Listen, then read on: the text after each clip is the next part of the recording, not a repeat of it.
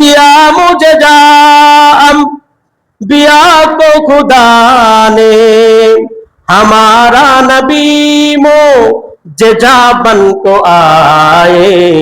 মুসা আলাইহিস সালামের সাথে যে লাঠি ছিল, এই লাঠি এটা সাপ হয়ে যাইত, কখনো কখনো সাপ হয়ে যাইত।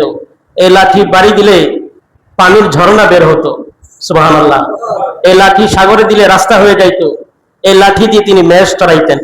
এগুলো হচ্ছে আল্লাহর পক্ষ থেকে নবীদের জন্য মুজিজা, সুবহানাল্লাহ। কিন্তু আমার নবীকে আল্লাহ পাক একটা দুইটা তিনটা মুজিজা দেন নাই। হযরত ঈসা আলাইহিস সালাম ফু দিয়ে শ্বেত রূপীকে ভালো করতেন, মুর্দাকে চিন্তা করতেন, মাটির পাখিকে প্রাণ দিয়ে দিতেন, উঠতো। আল্লাহু আকবার বলেন। চারটা বা পাঁচটা, মুসা আলাইহিস সালামকে চারটা বা পাঁচটা, আমার নবীকে চারটা পাঁচটা।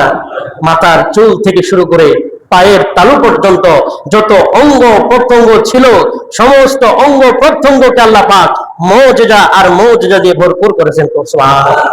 দিয়া মুঝে জাম बिया को खुदा ने हमारा नबी जे जाबन को आए हमारा नबी जे जाबन को आए।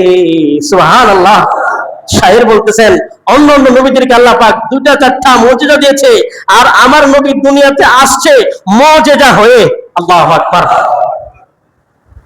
এই যে হযরত মুসা আলাইহিস সালাম নীল নদী আঘাত করার পরে রাস্তা হয়ে গেল, মুসা আলাইহিস সালাম এবং তার সাথীরা পার হয়ে গেল। ফেরাউনের দল আসছে, এসে দেখে সুন্দর রাস্তা, এসে দেখে চমৎকার রাস্তা, পাকা করা রাস্তা।